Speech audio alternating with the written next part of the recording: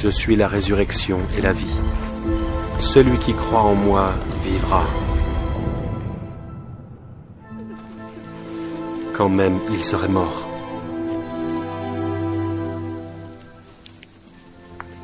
Or, la vie éternelle, c'est qu'ils te connaissent, toi, le seul vrai Dieu, et celui que tu as envoyé, Jésus-Christ.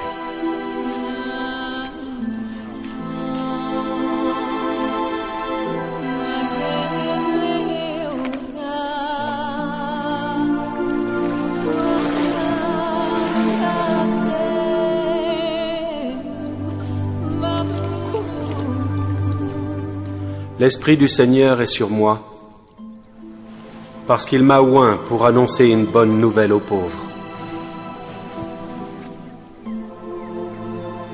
Il m'a envoyé pour guérir ceux qui ont le cœur brisé,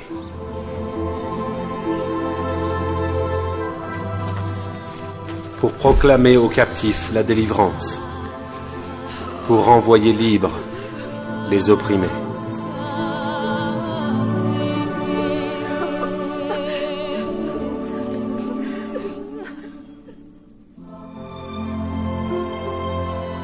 Vous êtes la lumière du monde.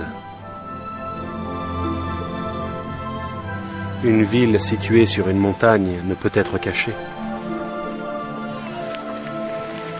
Que votre lumière luise ainsi devant les hommes, afin qu'ils voient vos bonnes œuvres et qu'ils glorifient votre Père qui est dans les cieux. Je vous donne un commandement nouveau. Aimez-vous les uns les autres comme je vous ai aimé. Vous aussi, aimez-vous les uns les autres.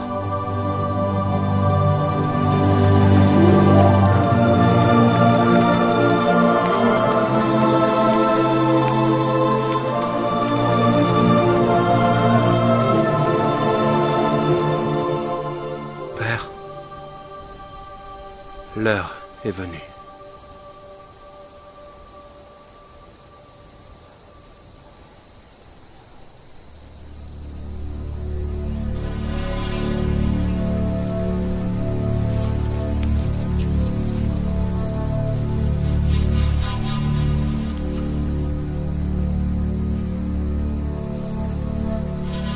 Abba.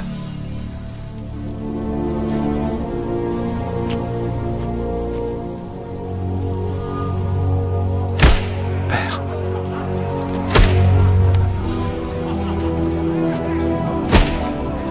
Toutes choses te sont possibles.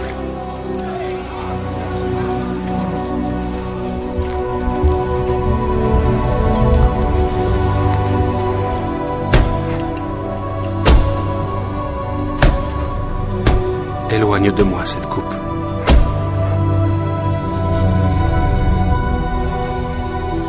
Toutefois, que ma volonté ne se fasse pas. Je remets mon esprit entre tes mains.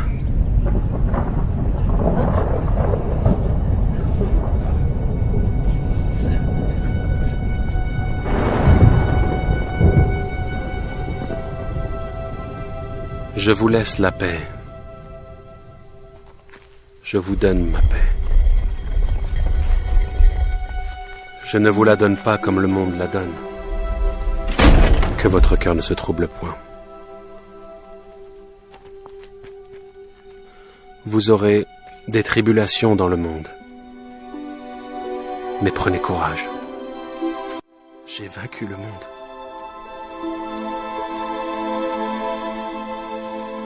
Car Dieu a tant aimé le monde qu'il a donné son Fils unique, afin que quiconque croit en lui ne périsse point, mais qu'il ait la vie éternelle.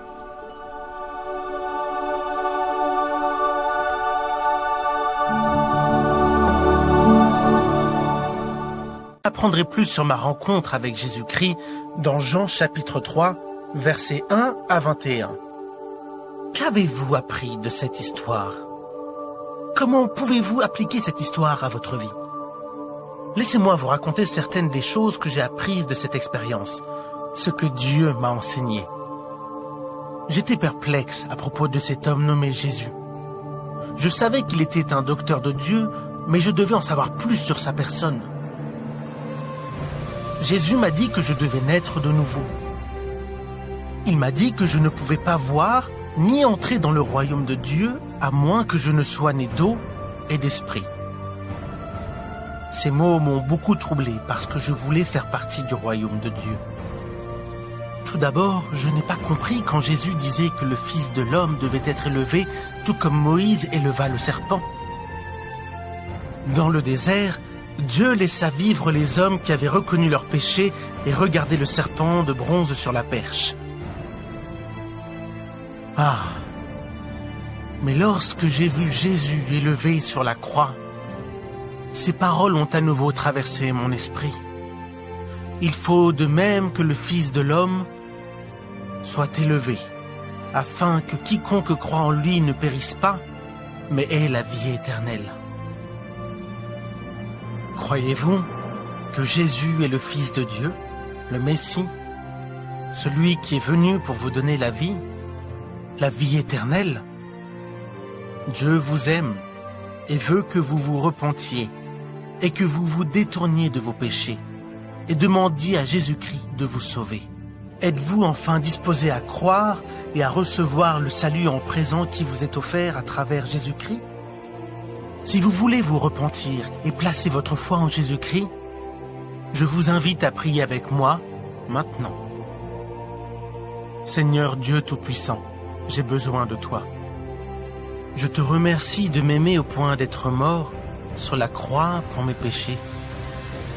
Je me détourne de la voie des péchés et invite Jésus-Christ à pénétrer dans ma vie comme mon Sauveur et Seigneur et faire de moi la personne que tu veux que je sois.